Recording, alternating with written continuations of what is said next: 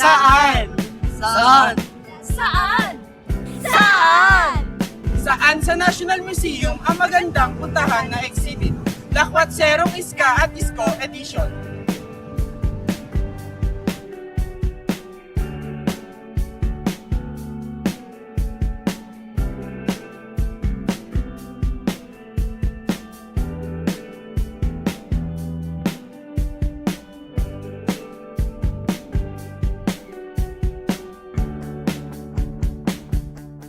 Magandang umaga. Magandang umaga. Ako si Kuya Ace. At ako naman si Ate Love. At andito kami ngayon para hanapin ang mga exhibit na magandang puntahan. At madalas nalakwatsahan ng mga PUPian dito sa National Museum of Anthropology. Ako po si Anthony Antras. Saan po sa National Museum ang madalas niyo pong puntahan? Sa ano po, National Museum of Anthropology.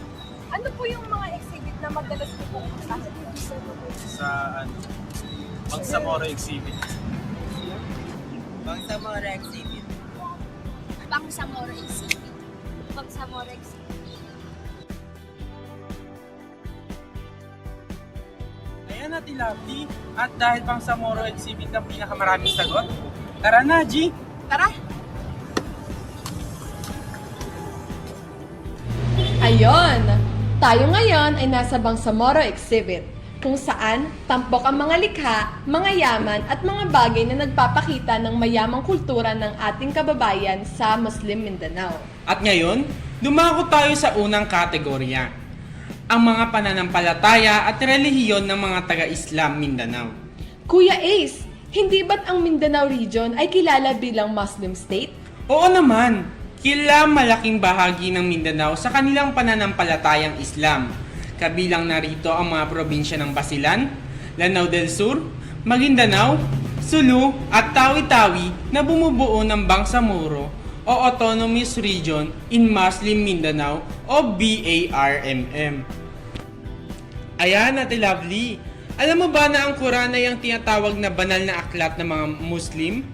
Ito ang pangunahing aklat ng pananampalatayang Islam at itinuturing ng mga Muslim na totoong salin ng mga salita ni Allah kay Muhammad sa pamamagitan ng anghel na si Gabriel.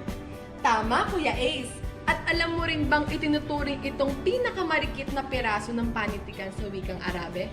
Nahati ito sa 114 na kabanata. Tinatawag ang bawat isa na surah at pinaniniwala ang sinulat ni Muhammad sa loob ng 23 na taon mula noong 610 at hanggang sa mamatay siya noong 632. Ngayon, tutungo naman tayo sa mga kwento at mitolohiya ng Bangsamoro Region.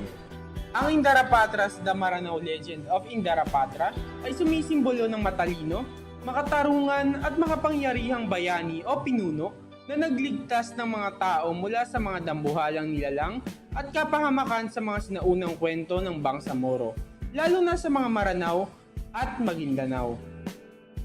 Bilang isang epiko at alamat, siya ay itinuturing na pinagmulan o ninuno ng ilang mahalagang linya ng lalawigan ng Lanao at nagbibigay kahulugan sa genealogy o pinagmulan ng ilang pamilya at pinuno sa kanilang lipunan na nagpapakita ng mataas na pagpapahalaga sa kabayanihan, proteksyon sa komunidad at pag-asa laban sa kasamaan. Alam mo rin ba na may isang maalamat na ibon sa kulturang Maranao ng Mindanao sa Pilipinas at itinuturing na isang makapangyarihang simbolo ng kanilang sining at paniniwala? Kaya tawag nila itong Sarimanok. Ang pangalan ay nagmula sa salitang sari na nangangahulugang makulay na tela o iba-ibang kulay. At sa manok naman ay ibon o manok. Kaya literal itong makulay na ibon at karaniwang inilalarawan bilang isang ibong may makulay na pakpak at buntot na may hawak na isda sa tuka o kuko. Ayun Ate Lovely, tapos na nating bisitahin ang Bangsamoro exhibit. At ngayon, may tanong lang ako. Ano yung natutunan mo ngayong araw? Magandang tanong yan, Kuya Isa. Ang natutunan ko ngayong araw sa pagbisita natin sa museum ay meron pa pala tayong matututunan sa kasaysayan at mga kultura ng mga taga-Bangsamoro. Tama!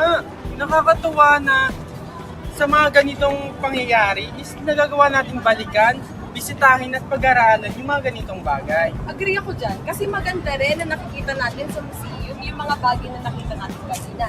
At kahit wala tayo sa Bangsamoro region, ay na-experience natin yon. At alam ko may experience din yun ng mga susunod pang generasyon. Sang-ayon ako dyan. Kaya naman, iniimbitahan namin kayo na bumisita at pag-aralan ang Bangsamoro exhibit. Dito